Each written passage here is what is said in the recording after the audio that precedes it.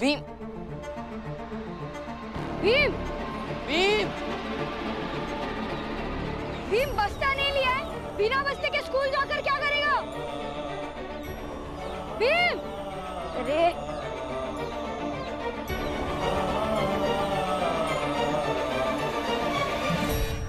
इनके ढकोसलों पे कोई उंगली उठाए तो ये लोग उसे जान से मार देते, उनकी बेटी हो, बहू हो या फिर उनकी पत्नी, और फिर उसे धर्म की रक्षा का नाम दे देते हैं। अफसोस तो इस बात का है कि इनमें से एक भी आदमी इनके खिलाफ खड़ा नहीं हो पाता। राम जी सकपाल, जानकर थोड़ा दुख हुआ और खुशी ज्यादा। कम से कम तुम्हें ये तो पता चला कि तुम्हारी हैसियत क्या है सूबेदार। कम से कम तुम्हें ये तो पता चला कि जिन्हें हम निष्कासित कर दें उनके साथ खड़े नहीं होना। सच कहे राम जी तो तुम्हारे हाथ में कुछ नहीं है, ना ही किसी की जान बचाना और ना ही दोषियों को पकड़वाना। बहुत मजा आ रहा है राम जी तुम्हें ऐसे देखकर, सच में बहुत मजा आ रहा है। और मजा आता अगर तुम्हें फर्क पड़ता। गुरुजी, पढ़ाई लिखाई का क्या फायदा? मतलब? हाँ गुरुजी, जो काकी मर गई वो अनपढ़ थी, फिर भी सही थी। और जो लोग तमाशा देख रहे थे उसमें से कुछ पढ़े लिखे होंगे। सब बताते हैं कि स्कूल बहुत पुराना है, तो जो लोग पढ़े होंगे वो इसी स्कूल में पढ़े होंगे, इसी कक्षा में पढ़े होंगे और इन्हीं किताबों से पढ़े होंगे ना।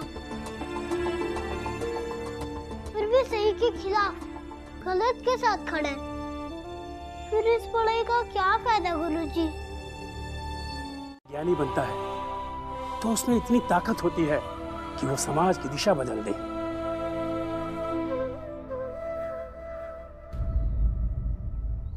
जाओ, कक्षा में जाओ।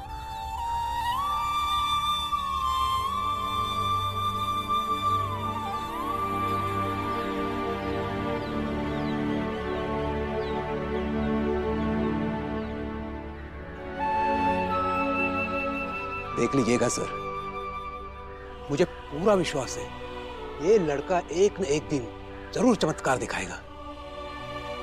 समय भी इसी चमत्कार का इंतजार कर रहा है। दर्ज करवा देते। लेकिन केस क्या करेंगे? वो औरत हमारे समाज से निष्कासित थी, उसे दंड देने का हक सिर्फ हमारा था।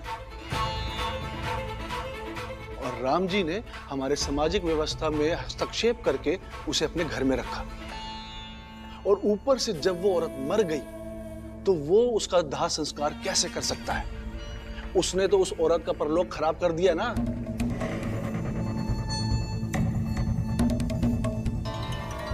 बस इसी बात का मुद्दा बना के उस पे केस दर्ज कर देते। क्या कहते हो मंगेश? राम जी, आप ही आए थे ना हमें कहने कि उन्होंने मिलकर उस औरत को मार डाला। तो राम जी, किसने कहा था कि उस औरत के धर्म, उसकी जाति और उसके कर्मकांड में टांग लड़ाने की? किसने कहा था आपको कि जाकर उस औरत का अंतिम संस्कार कर दें आप? मान दो इसे।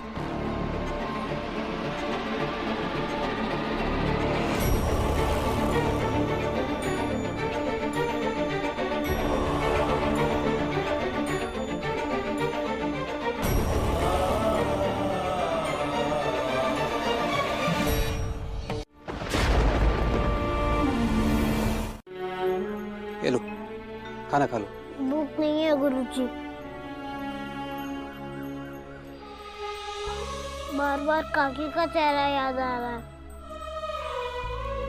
भीम, तुम्हारे खाना न खाने से काकी वापस लौट के नहीं आएगी, बल्कि तुम्हारी तबीयत खराब हो जाएगी।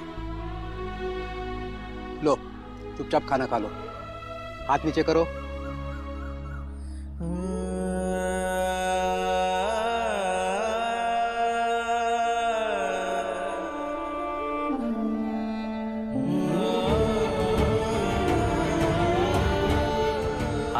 से गुरुजी ने दी।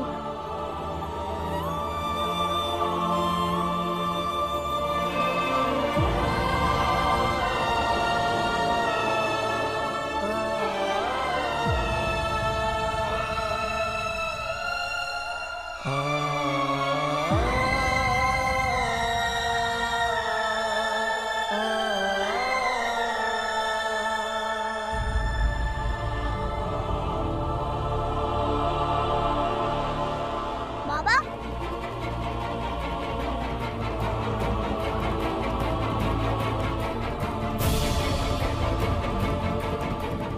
लोगों ने मना कर दिया तो बाबा क्या करते?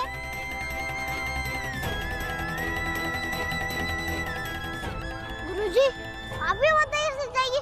अभी तो नहीं ना वहाँ। हाँ गुरुजी, बताइए ना।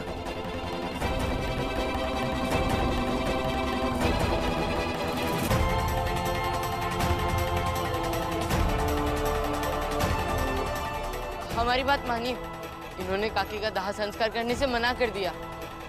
तो बाबा क्या करते? कुछ नहीं करते, ये हमारा मसला था। 4 दिन 6 दिन पड़ी रहती उसकी लाश। ले जाइए इन सबको। हाँ, हम सबको इनके साथ जेल में डाल दीजिए। नहीं मेरा, नहीं।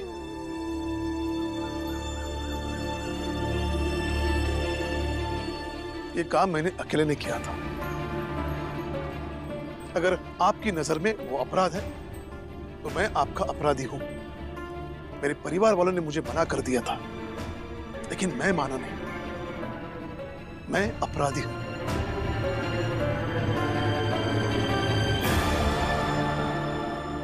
दीमा भाई, इनके जात के तो कौवे भी नहीं होते, फिर हंस कहां से होंगे?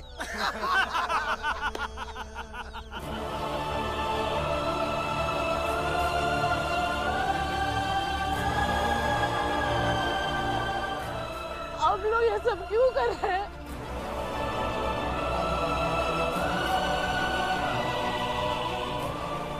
रहम कीजिए। आई नहीं।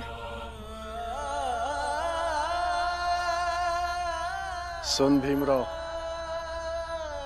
झुकना तुम्हारी किस्मत है।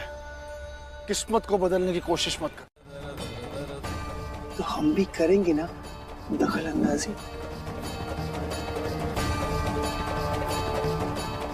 अब तेरा पति जेल में सड़ेगा। तुझे पता है वो इसी के लायक है।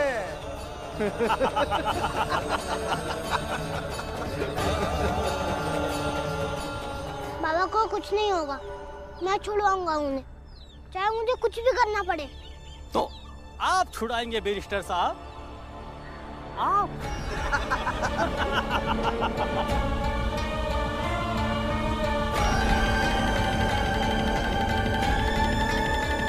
सर, मेरा सस्पेंशन खत्म हो रहा है, तो इत्तला करने आया था। अच्छा अच्छा, क्या हुआ प्रिंसेस सर, आप परेशान दिखाई दे रहे हैं? क्या बताओ गुरुजी, वो भीमराव है ना, उसके बाबा को पुलिस पकड़ के ले गई। क्या? इस इल्जाम में कि उन्होंने उस औरत का दाह संस्कार क्यों किया। राम जी के परिवार को तो इस पचड़े में पड़ना ही नहीं चाहिए था। उसे पुलिस उन्हें किस बिना पे पकड़ के ले गई? गुरुजी, पूरा गांव राम जी के खिलाफ गवाही दे रहा था, पुलिस क्या करती? प्रिंसेस सर, पुलिस कप्तान के समक्ष आपने किसके पक्ष में गवाही दी? गुरुजी। और हम जैसे लोग जो ये मानते हैं कि ये गलत है, चुप बैठेंगे। अपने समाज से तो बहिष्कृत कोई भी नहीं होना चाहेगा ना। तो क्या राम जी को बचाने का कोई उपाय नहीं? फिलहाल तो नहीं है।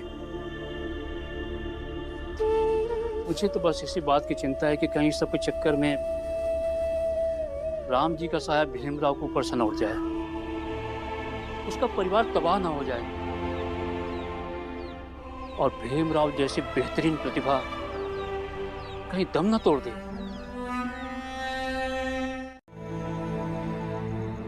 समझ में नहीं आ रहा है अभी क्या होगा आगे।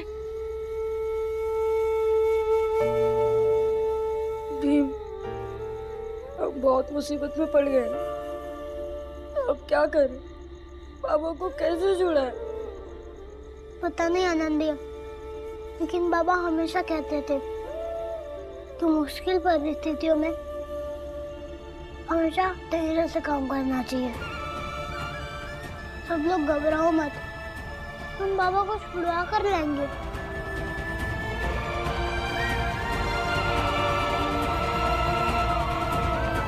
कि मैं इन जिम्मेदारियों को एक साथ निभा सकूं। कोई बात नहीं गुरुजी, आप बस हमें सच्चाई का रास्ता बताते रहिए, यही हमारे लिए आपकी मदद होगी। नंदिया बाला भैया, बाबा की बात भूलिएगा मत, व्यक्ति से ज्यादा मजबूत परिस्थितियां होती हैं।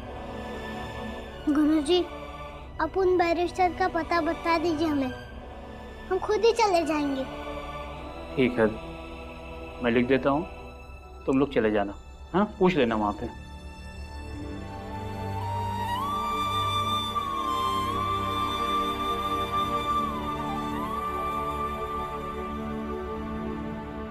नहीं जा रही, बड़े ही ढीठ हो। अच्छा एक बात बताओ, तुम्हें हमसे डर नहीं लगता? हमारे समाज से डर नहीं लगता? आनंद भैया कह रहे थे कि आपको ना बताएं कि हम कहाँ जा रहे हैं, फिर भी मैंने बताया ना। डर लगता तो झूठ बोलता। बाबा हमेशा मुझसे कहते हैं कि सच अगर अकेला हो फिर भी झूठ पे भारी पड़ता है, और झूठे लोग जितना चिल्ला ले कायर होते हैं, कमजोर होते हैं।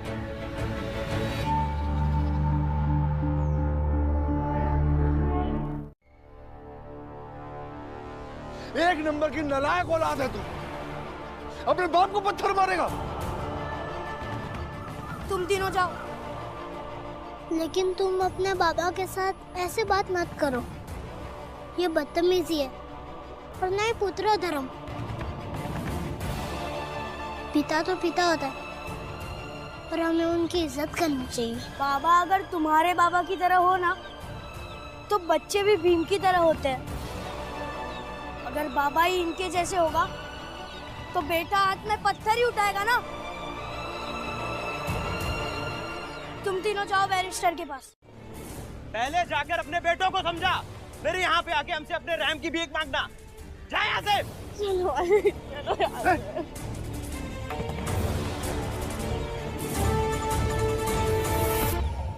हिम्मत तो देखो इन छोटी जात वालों की, बैरिस्टर के पास जाएंगे। जाने दो बैरिस्टर के पास। बैरिस्टर के पास जाके क्या करेंगे सेठ जी? उसको देने के लिए पैसे कहाँ से लाएंगे?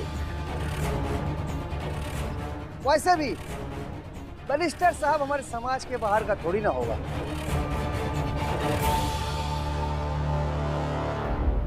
ना नहीं छोड़ सकते, चली जाओ तुम। हम बेसहारा हो जाएंगे साहब, छोड़ दीजिए, इन्हें जुल्म हो रहा है। अरे घर जाओ, दिमाग खराब मत करो मेरा। किस तरह से बात कर रहे हैं आप? आपका मुजरिम मैं हूं, मेरे घर वाले नहीं। भीमा भाई, तुम चिंता मत करना, घर जाओ, सब ठीक हो जाएगा। कैसे? कहा ना मैंने, जा। चलो भाई।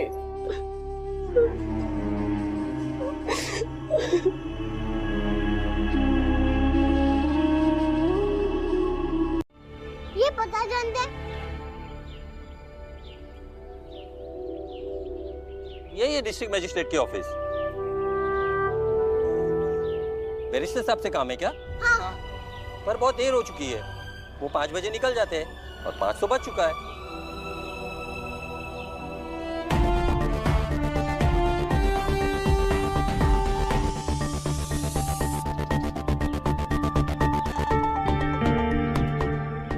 वो देखो जा रहे हैं।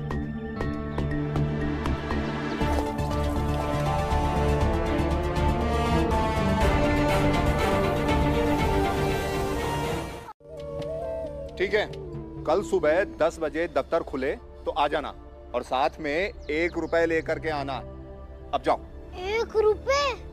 हाँ, 1 रुपए फीस है हमारे साहब से मिलने की। 1 रुपया?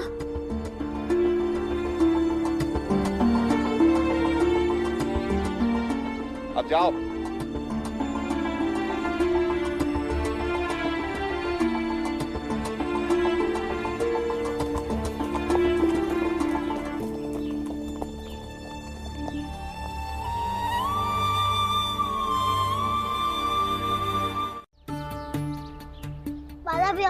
हम कहीं नहीं जाएंगे, हम यहीं रहेंगे। सुबह बैरिस्टर साहब से मिलकर ही जाएंगे। लेकिन 1 रुपया। भीम सुनना, तेरे पास बाबा का दिया हुआ छल्ला है ना, वो भेज दे। नहीं नहीं, ऐसी बात कर रहे हैं आनंद। बाला भैया, आनंद भैया सही कह रहे हैं। बाबा के ही तो काम आएगा ना। आनंद भैया, चलो इसे बेचकर आते हैं। भीम, मैं नहीं चल सकता, मेरे पैर में छाले आए।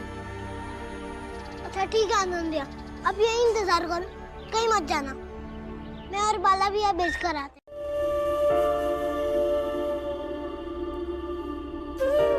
क्या करूं? इतनी रात को कहां से कंबल ढूंढूं? आनंद भैया को बहुत ठंड लग रही है, कुछ तो करना पड़ेगा।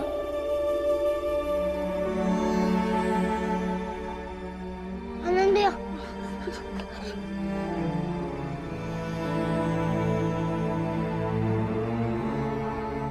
ये लड़का बिना किसी को बताए बैरिस्टर को मिलने चला गया। समझता क्या है अपने आप को?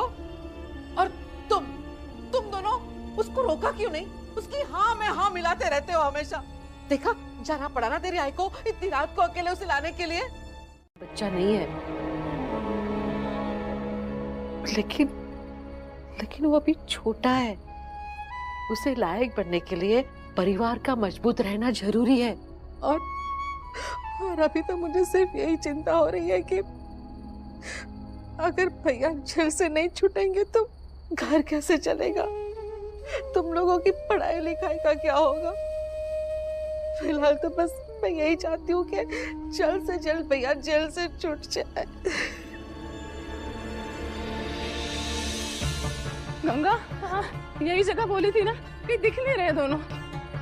हाय, वो रहे दोनों। नहीं है, ये बात अधिकार और न्याय की है, भीख और किसी के एहसान की नहीं। आई, मैं अपने बाबा को छुड़वाने के लिए लड़ूंगा, किसी के सामने गिड़गिड़ाऊंगा नहीं।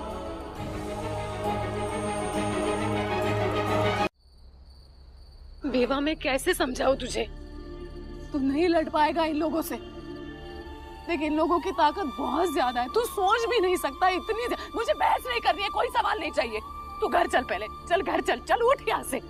आई, इन गलत लोगों के सामने हम घुटने नहीं टेक सकते। छोड़कर आया उन लोगों को? वहीं सड़क के किनारे। भीम ने कहा कि रात भर की ही तो बात है, और वो दोनों वहीं रह गए।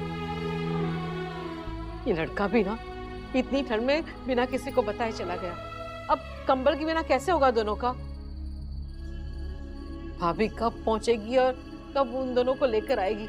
नहीं, आई नहीं आएगी। क्या? भीम ने उन्हें वहां रोक लिया होगा।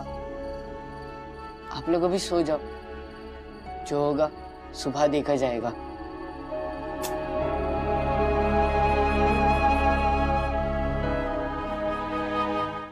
कौन जात हो? अगर मैंने अपनी जात बता दी तो ये फिर से नाटक शुरू कर देंगे। आई दीदी और भैया बहुत परेशान हैं और परेशान हो जाएंगे। बताते काहे नहीं हो कौन जात हो? मैं चाय मांग रहा हूँ और आप जात पूछ रहे हैं, जैसे कि चाय की दुकान ना हो, कोई प्रमाण पत्र का दफ्तर। जो पूछा है वो बताओ। हम बड़े बैरिस्टर साहब से मिलना है। आई दीदी और भैया के लिए चाय चाहिए, दे दीजिए। अरे भाई, ठीक ठाक जात से ही होगा, वरना ऐसे कैसे हिम्मत करेगा बड़े बैरिस्टर साहब के पास आने की? कड़क चाय पिलाओ इसे। रुको, अभी चाय देते हैं।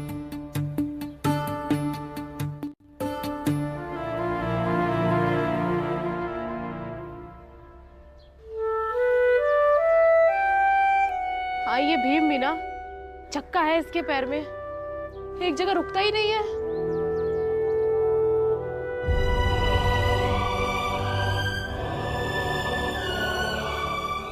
याद है गंगा, हम जब कभी यात्रा पे जाते थे, घर से बाहर रहते थे रात में, तो तुम्हारे बाबा इसी तरह सबको सोते हुए छोड़ के चले जाते थे चाय लेने के लिए।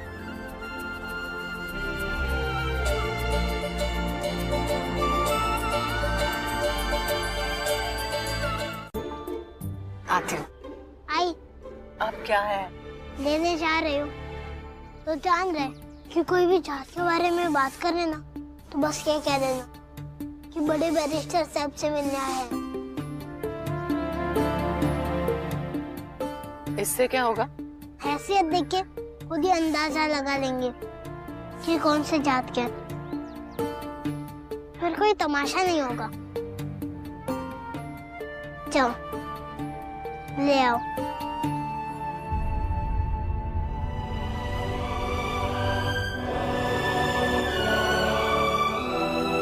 उन्होंने काके का दाह संस्कार करने से मना कर दिया, इसलिए बाबा को करना पड़ा और उन्होंने कर दिया। अब बाबा को छुड़ा दीजिए ना। ओ, ये तो बड़ा मुश्किल केस। धर्म और समाज भी आड़े आ जाएगा। मैं ये केस नहीं लड़ सकता।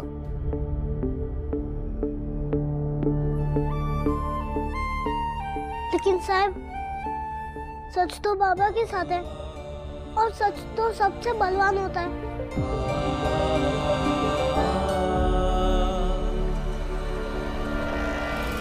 50 रुपए मेरी फीस लगेगी। क्या कर सकते हैं? आपको अच्छा लगेगा क्या इस बुढ़ापे में आपको जात से बाहर निकालकर उजात कर दे तो? अरे आप लोग गलत समझ रहे हैं। मैं तो समझाने गया था भाई कि लोगों से माफी मांग लो, झगड़ा खत्म करो। लड़ाई झगड़े से किसी मसले का हल थोड़ी निकलता है। एक अच्छी सी कम शक्कर की कड़क चाय पिलाइए। गुरुजी, आप झूठ बोल रहे हैं। हम जानते हैं आपके मन में उनके प्रति हमदर्दी है, लेकिन एक शिक्षक होकर ये आपको शोभा नहीं दे रहा। तो कहा है ना कि लिखने वाले का नाम सामने नहीं आएगा। लोग हमारे लिए इतना तो कर सकते हैं ना। नहीं, मुझे नहीं है विश्वास कि कोई हमारी मदद करेगा। तू समझता नहीं है बीवा, उन लोगों की ताकत बहुत ज्यादा है, बहुत ज्यादा। कोई नहीं देगा लिख के। आई देगा।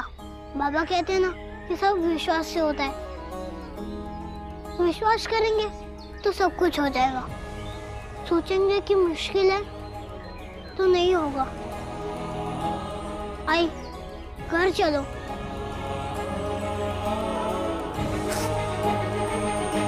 नमस्कार कर दिया।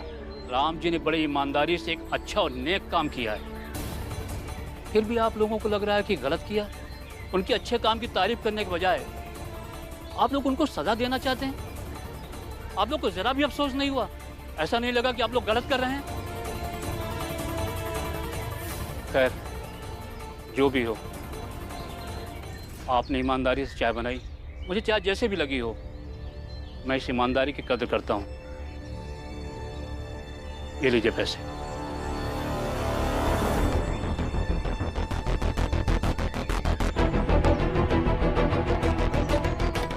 और हाँ, कील कराया। बड़ा ढीठ लड़का है ये। इतनी सी उम्र में इतना दिमाग चला रहा है।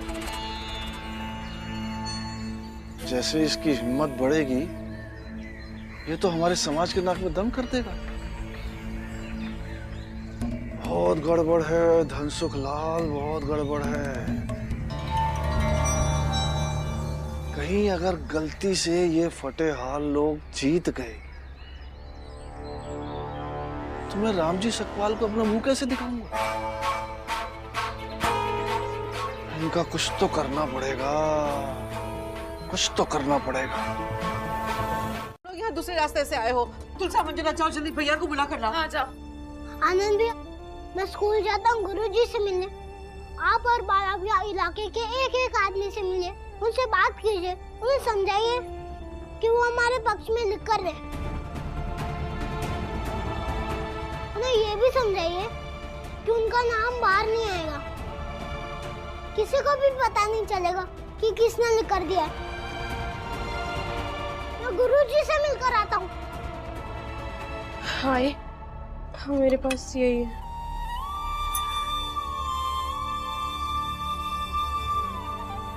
रख लीजिए। पापा ने कर दिया और बैरिस्टर साहब ने ये भी कहा कि लिखने वाले का नाम बाहर नहीं आएगा। वो सब तो ठीक है, लेकिन तुमने क्या सोचा है? यहाँ ऐसा कौन है जो तुम्हें ये सब लिख के देगा, बोलो? एक तो आप लिख दीजिए, एक प्रिंसेस सर लिख देंगे, एक पूरन काका लिख देंगे। बच्चे दो, बाला भैया और आनंद भैया पूरे गांव में घूमने गए, कोई ना कोई तो मिल ही जाएगा। फिर मेरे बाबा कैद से छूट जाएंगे। अच्छा ठीक है, तुम एक काम करो, वो जंगल के पास वाली मेरी जो जमीन है ना, तो मुझे वहाँ मिलो, मैं प्रिंसेस सर को लेकर आता हूँ। जी गुरुजी। हैं? हमारे समाज वालों को पता लग गया तो हमें जात से बाहर कर देंगे। काका, आपका नाम कहीं नहीं आएगा। बैरिस्टर साहब ने कहा है कि जो गवाही देगा उसका नाम कहीं नहीं आएगा। आप लिख देंगे तो बाबा को छुड़ाने में हमारी मदद हो जाएगी। आप लिख दीजिए ना। वो देखो वो लोग आ रहे हैं, चलो भागो यहाँ से।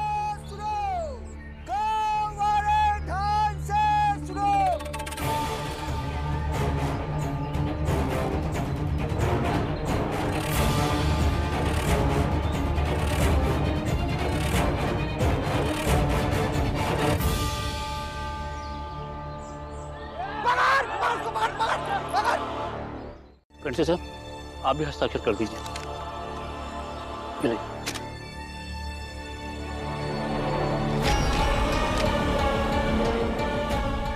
बस अब यही एक दिन देखना बचा था। अब आप एक काम कीजिए, मुझे और मेरे बच्चे को जहर दे दीजिए।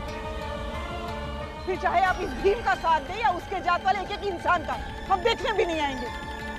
अरे इसमें क्या गलत कर रहा हूं मैं? एक सच्चे इंसान का साथ देना हमारा कर्तव्य होना चाहिए। हमारे हस्ताक्षर कर देने से इसके पिताजी छूट जाएंगे, इतनी सी बात है, इसमें क्या गलत है? अरे आप समझ नहीं रहे हैं, उधर हमारे समाज वाले ढिंडोरा पीट रहे हैं। बड़ी मर्दानगी वाली बात कह दी आपने। ठीक है, मार डालिए इन्हें। आज आप लोग ज्यादा हो, आप इन्हें मार डालेंगे, लेकिन याद रखना कल ये 3 के 30 हो जाएंगे और आप अकेले होंगे, तब ये आपको मार डालेंगे।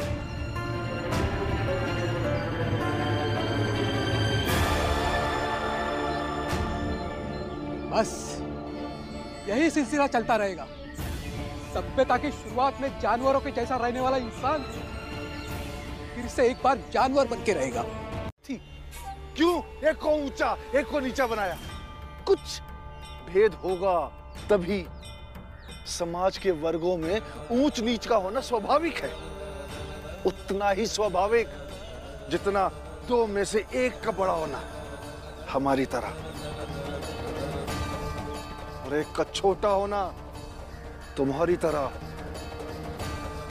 और रहा सवाल कानून का, तो हम अभी सरकारी हाकिम से मिलेंगे और उनसे निवेदन करेंगे कि वो अभी के अभी एक सरकारी परीक्षक यहाँ हमारे गांव में भेजें, ताकि पूरी कानूनी प्रक्रिया हमारे समाज की व्यवस्था के अंतर्गत हो। बिना पूछे जांचे शर्त लगा ली। अरे उन लोगों की ताकत कितनी रुक जा भाभी। भले उन लोगों की ताकत ज्यादा है, लेकिन भीम ने जो किया अच्छा किया। ऐसे तो हम लोग ये केस हार जाते ना, और पता नहीं बाद में ये गांव वाले हमारे साथ क्या करते। अब ये पूरा मामला कानून के हाथ में है तो सत्य की जीत होगी। और मेरा दिल कहता है कि भैया रिहा हो जाएंगे, उसके बाद सब कुछ पहले जैसा अच्छा हो जाएगा। विवा कहाँ है? और इसे हम लोग ना बैरिस्टर की फीस के पैसे जमा करके रख देते हैं। आई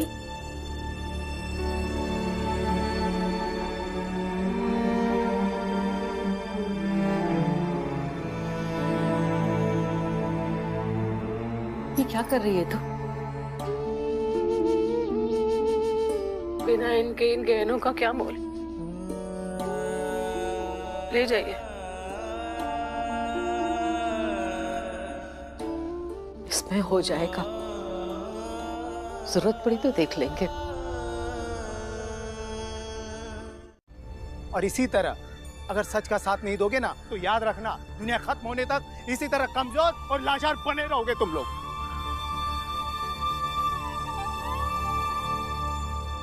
आगे फैसला आप लोगों का है।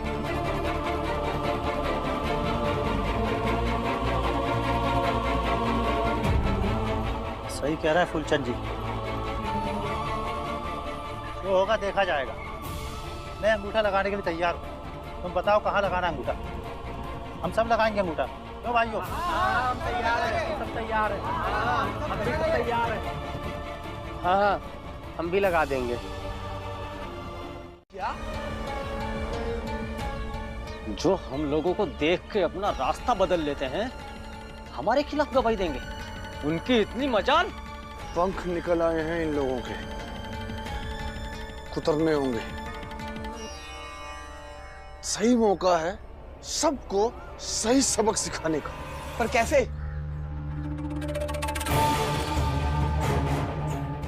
एक काम करो, उनकी जाति के एक आदमी को उठा लो और समर्थन पत्र देने वालों से कहो कि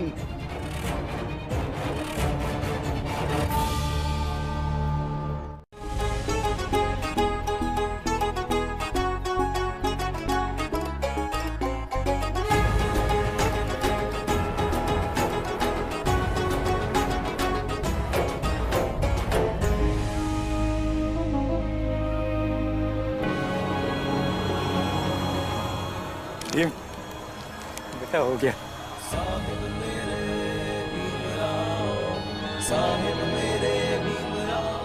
काका, अब सब लोगों का ये एहसान हम जीवन में कभी भी नहीं भूलेंगे।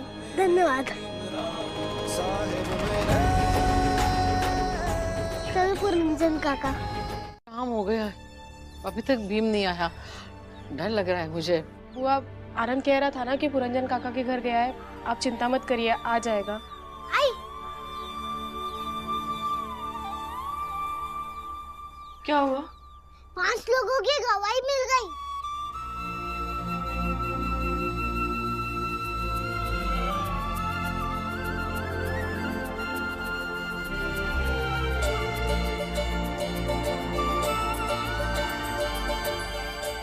किसने लिख कर दिया अभी? एक तो पुरंजन काका ने और हमारी बिरादरी के और 4 लोगों ने। सबने कब से कुछ नहीं खाया है। चलो सब खाना खाते हैं।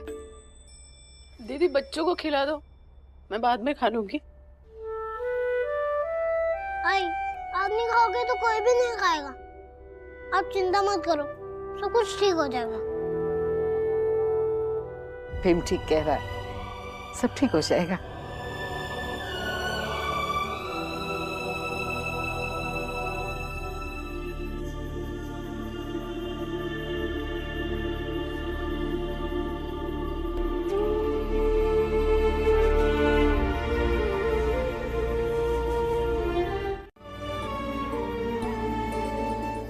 हर समय ना बड़ा बना कर।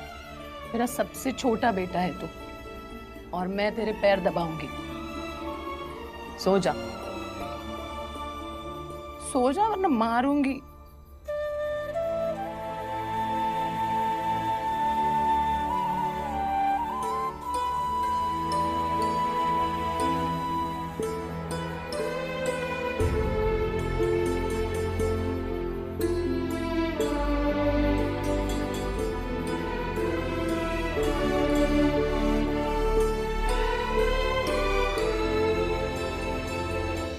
जी हाँ।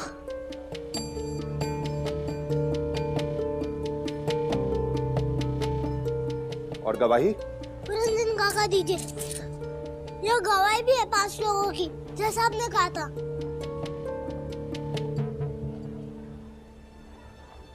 ठीक है साहब, वो लोग कह रहे थे कि कल न्यायालय लगेगी। जब भी लगेगा आ जाऊंगा मैं। साहब, इसके बाबा छूट जाएंगे ना? हो जाएगा।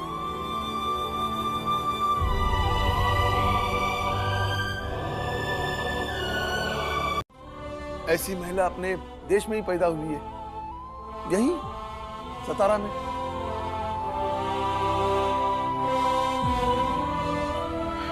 चलो आज मैं तुम्हें उसी महिला की कहानी सुनाता हूं।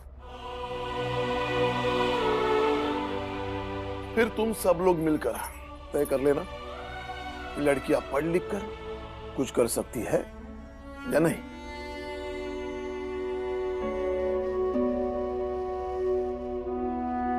जब मैं पुणे में टीचर ट्रेनिंग के लिए गया था तब मेरी मुलाकात एक महान पति पत्नी की जोड़ी से हुई थी।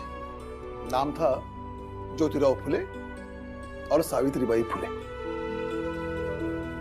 जब मैं ज्योतिराव फुले से मिलने गया तब उन्होंने मुझे कहा था कि संसार में सबसे ज्यादा संरचनात्मक शक्तियां किसी में निहित है तो वो है स्त्री। वो अपने साथ साथ कईयों का जीवन सुंदर बना सकती है। और राम जी, ये मेरा अपना अनुभव है। लीजिए, आप लेंगे? ये मेरी पत्नी है सावित्रीबाई। नमस्कार। जब ये जीवन में आई तो कई सारे बदलाव होने लगे। तब मैं कुछ 13 साल का था और ये 9 साल की।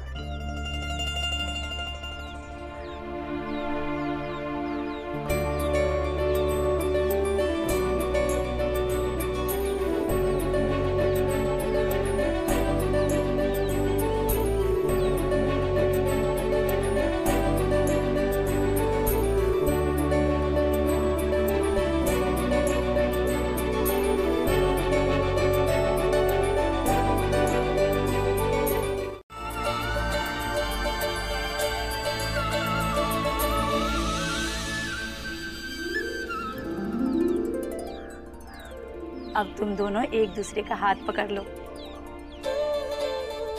और मन में वचन लो कि एक दूसरे का हाथ कभी नहीं छोड़ोगे और कोई भी काम में बराबर की भागीदारी दोगे। वचन है माई। बेटा, दाहिना पैर से कलश गिरा दो।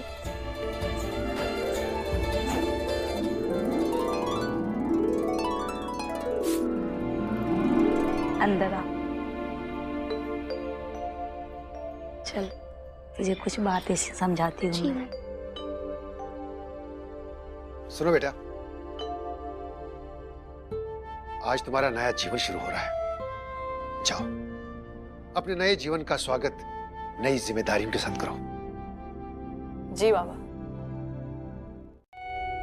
इन किताबों को पढ़ने के बाद ऐसा लगता है कि जो संसार हमें दिखता है वह संसार केवल इतना ही नहीं बल्कि इससे कई गुना बड़ा है, जिसकी कल्पना भी नहीं कर सकते हम। जितना दिखता है उससे भी ज्यादा बड़ा? ये कैसे हो सकता है? जब पढ़ोगी तो इस चमत्कार को खुद ही समझ पाओगी। तो क्या तुम पढ़ना चाहोगी? हाँ, लेकिन कैसे? यहाँ आपके घर में अगर किसी ने देख लिया तो? यदि किसी को पता नहीं चला तब तो पढ़ोगी ना? हाँ। अच्छा, तुम्हें और क्या क्या पसंद है? तारे गिनना। क्या? बेटा, सोना नहीं है तुझे? चलो।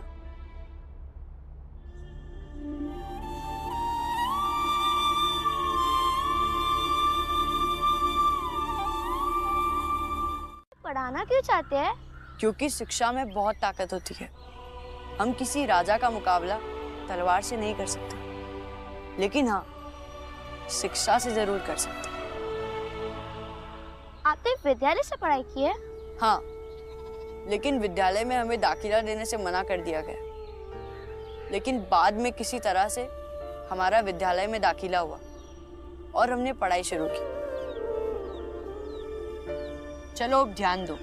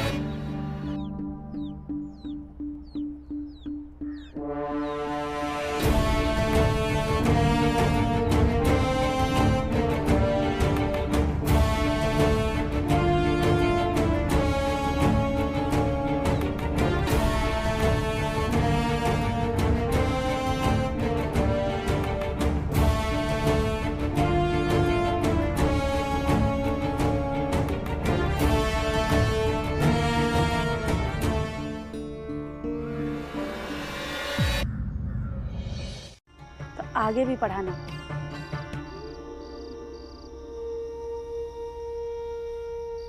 और शिक्षिका बनने के लिए जितना प्रशिक्षण चाहिए उसे दिलाना और अपनी बीवी को शिक्षिका बनाना।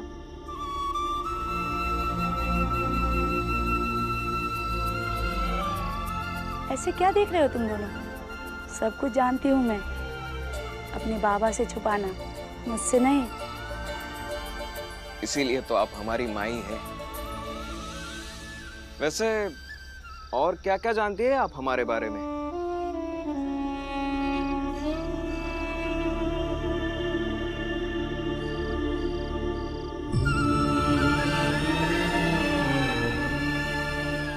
खाना बनाने जा रही हूँ मैं।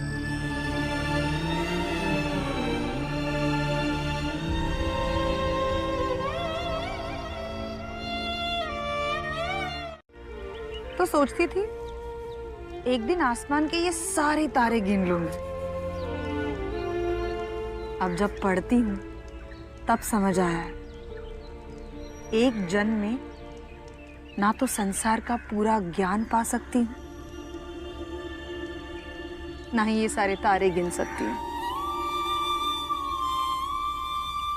मगर तारे गिनना कभी बंद मत करना सावित्री।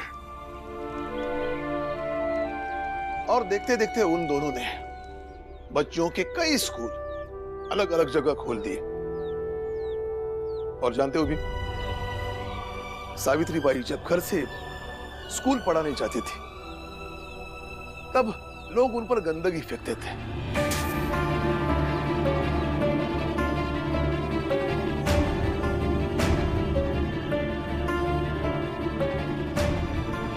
लेकिन इस सबसे वो हार नहीं।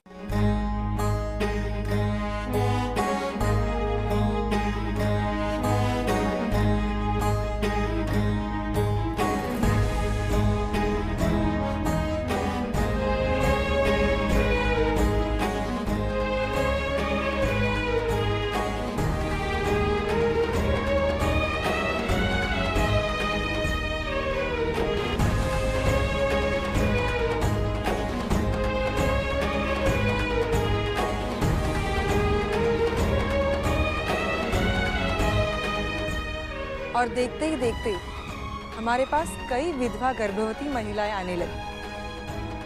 हमारे पास ही वो अपने बच्चे को जन्म देती, कुछ तो अपने बच्चे को साथ लेकर जाती और कई बच्चे को हमारे पास छोड़कर खुद चली जाती।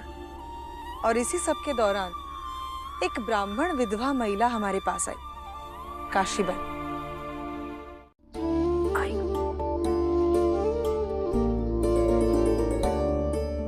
सिर्फ 2 रोटियां ही खाऊंगा, ज्यादा नहीं खाऊंगा। कैसे नहीं खाएंगे? दवाई भी तो लेनी है ना। तो क्या हुआ, जितनी भूख है उतना ही तो खाऊंगा। नमक जरा ज्यादा ले लेना।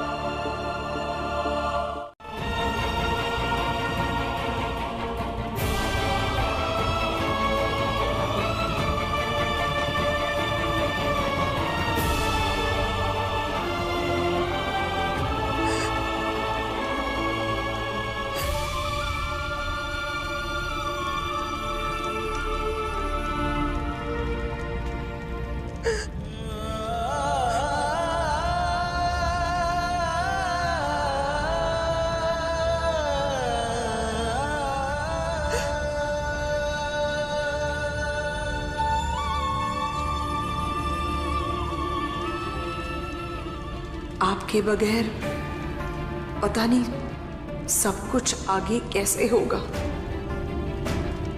लेकिन होगा जरूर। मैं लड़ूंगी, आपकी पत्नी हूं, मैं रुकूंगी नहीं।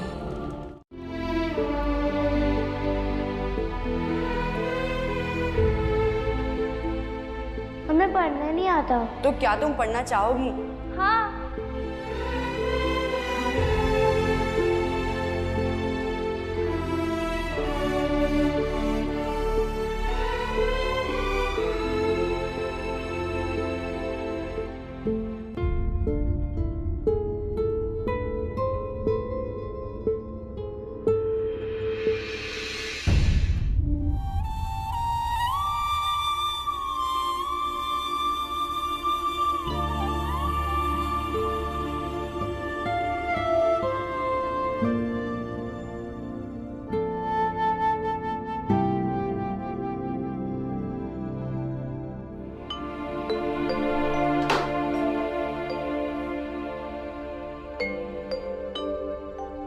अरे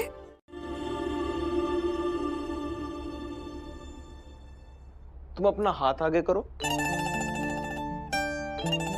मतलब कुछ खास बात है? हाँ, बात तो खास है। तुम पहले हाथ तो आगे करो।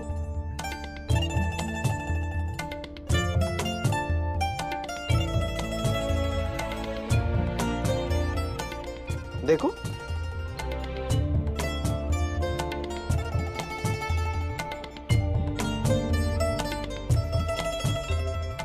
याद करो अपनी शादी को कितने साल हुए। जब से तुम्हें ब्याह के लाया हूं तब से मुझे संभाल रही हो। पर इसकी क्या जरूरत थी? मैंने इसकी कभी चाह नहीं रखी। तुमने चाह नहीं रखी, मगर मेरी भी तो इच्छा है कि मेरी अर्धांगिनी को हमेशा सुंदर ही देखूं। आप भी ना। और अपनी सालगिरह पे के है ना, इसलिए जीवन की आगे की लड़ाई में मैं आपके साथ रहूंगा। मैं बाबा की जगह तो नहीं ले सकता और ना ही उनके जैसा बन सकता, लेकिन पूरी कोशिश करूंगा कि उनके पद चिन्हों पर चलूं। और जब भी हमारे प्रयासों से किसी के चेहरे पे मुस्कान आएगी तो बाबा खुश होंगे। आई, आप खुश होकर बाबा की दिखाई राह पर चलेंगी ना, तो बाबा का सपना साकार होगा। और आप और बाबा की तो लोग मिसाल देते हैं। आपको देखकर ना जाने कितने लोगों को हौसला मिलता है और जिंदगी जीने के मायने सीखते हैं।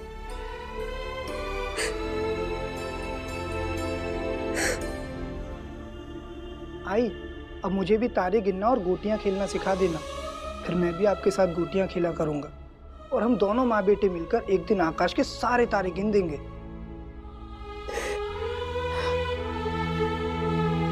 आज भी लड़ाई लड़ रही है, तो बताओ बाला, लड़कियां क्या नहीं कर सकती? हाँ बाबा, लड़कियां कुछ भी कर सकती है। जो लोग ऐसा सोचते हैं कि लड़कियां कुछ भी नहीं कर सकती, वो गलत है। उन्हें सावित्रीबाई फुले के बारे में पता होना चाहिए। इसलिए हमारी बेटियां कुछ भी कर सकती हैं। कौन कहां पहुंचता है ये तो कर्म तय करेगा, लेकिन हर एक लड़की में सावित्रीबाई जैसी ताकत होती है।